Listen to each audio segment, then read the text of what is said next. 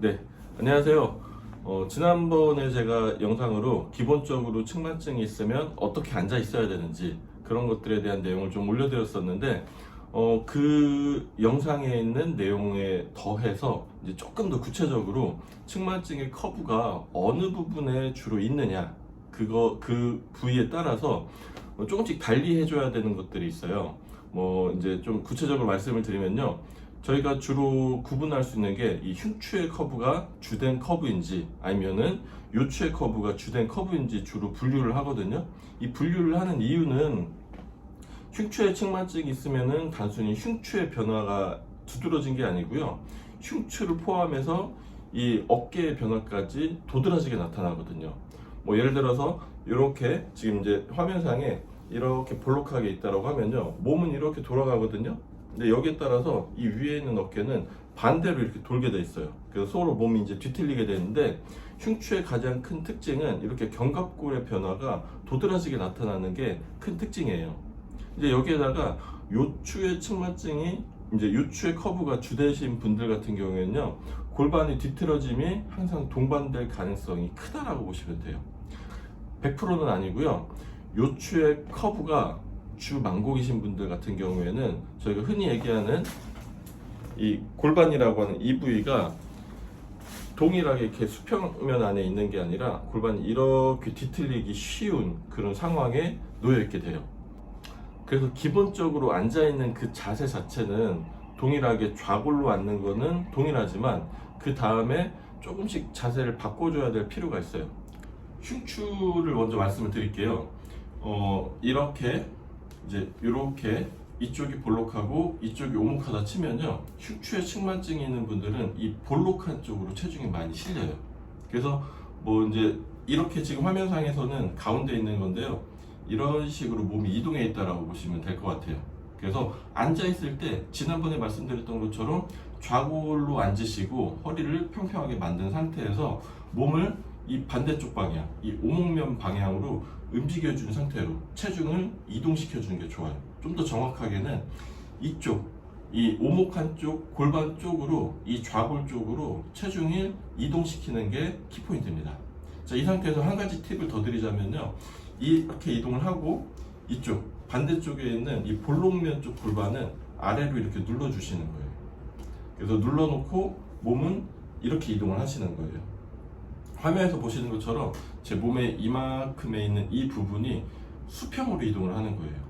절대로 몸이 이렇게 된다거나 하는, 또는 이제 막 반대로 이렇게 꺾인다거나 이런 모습이 일어나게 되면요, 허리에 있는 커브나 아니면 다른 커브가 만들어질 가능성이 크기 때문에 저희가 뭔가 몸을 이동할 때는 수평으로 이동한다는 걸 꼭 기억하셨으면 좋겠어요.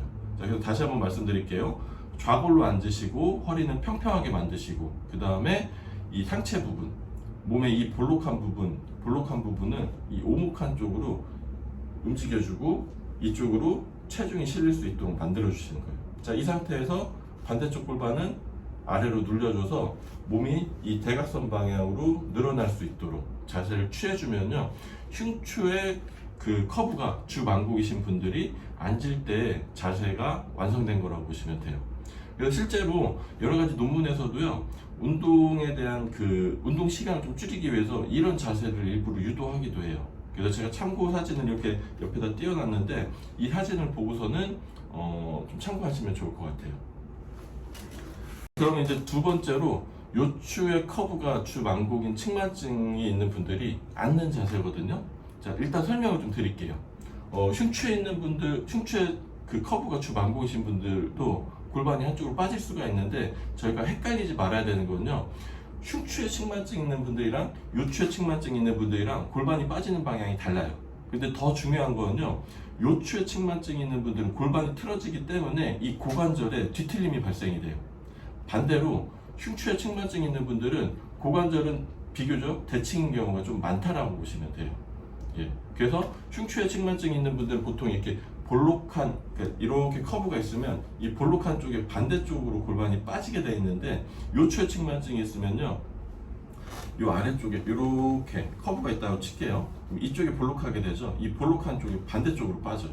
그래서 이런 식으로 빠지게 되어 있어요.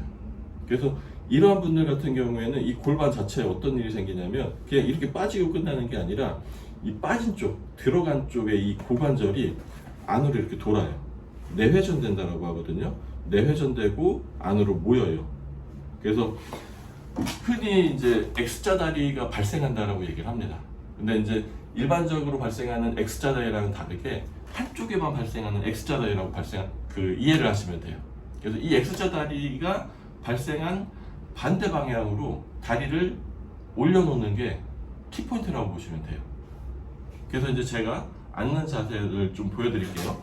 요추의 측만증이나 흉추의 측만증이나 자, 기본적으로 좌골로 앉고 허리를 평평하게 만들어준 상태에서 자, 요추의 측만증 있는 분들 골반이 이쪽으로 빠졌다 치면요, 이 빠진 쪽, 들어간 쪽 이쪽의 다리를 들어서 허리 높이에 있는 이 옆에 있는 테이블이나 의자에다가 올려두시는 거예요. 자, 그리고 발이 약간은 이렇게 돌아가는 걸 외회전이라고 하는데 이렇게 올린 상태에서 외회전을 시키시는 거예요. 그리고 당연히 허리가 구부러지면 안 되고 핀 상태를 유지할 수 있도록 하셔야 돼요. 이 상태로 앉아있을 수 있게 만들어주는 게 요추 타입의 측만증 있는 분들이 할 수 있는 앉은 자세예요. 물론 이 자세를 오래 하는 게 쉽진 않습니다. 왜냐하면은 요즘에 이제 학생들을 보면은 햄스트링, 이제 저희 흔히 얘기하는 허벅지 뒤쪽 근육이 상당히 타이트한 친구들이 많거든요. 그래서 이런 자세를 하기 전에 허벅지 뒤에 있는 근육을 좀 마사지를 해준다거나 좀 늘릴 수 있는 그런 스트레칭을 하고 나서 이렇게 앉을 수 있는 자세를 해주면은 상당히 좋을 것 같아요. 자, 그리고 뭐 이제 이렇게 앉는 자세가 잘 돼 있는지를 확인할 수 있는 방법이 뒤에서 봤을 때 허리뼈를 이렇게 저희가 잡을 수가 있거든요. 이렇게 한 이 정도 부분 돼요. 저희 허리를 싸고 있는 이 장골이라고 하는 이 부분인데 이 부분에 높이가 서로 대칭을 이루는지 그 자세를 취했을 때 대칭을 이루는지 꼭 확인을 하셔야 돼요. 그래서 대칭을 이루고 그 자세를 유지할 수 있다면은 측만증이 있는 분들에게 앉은 자세, 그리고 뭐 이제 지금 알려드린 거는 일반적으로 공부할 수 있는 자세이기도 한데 운동을 하기 위한 자세로도 완성이 됐다라고 이해를 하셔도 될 것 같아요. 네. 이렇게 해서 좀 이제 그 설명이 길긴 했는데요. 한번 여기까지 시도를 해보시고 그 다음에 다시 제가 이제 이 위쪽에 있는 부분을 어떻게 컨트롤하면 좋은지 이런 것들을 또 시간이 되면 찍어서 올려드리도록 하겠습니다. 감사합니다.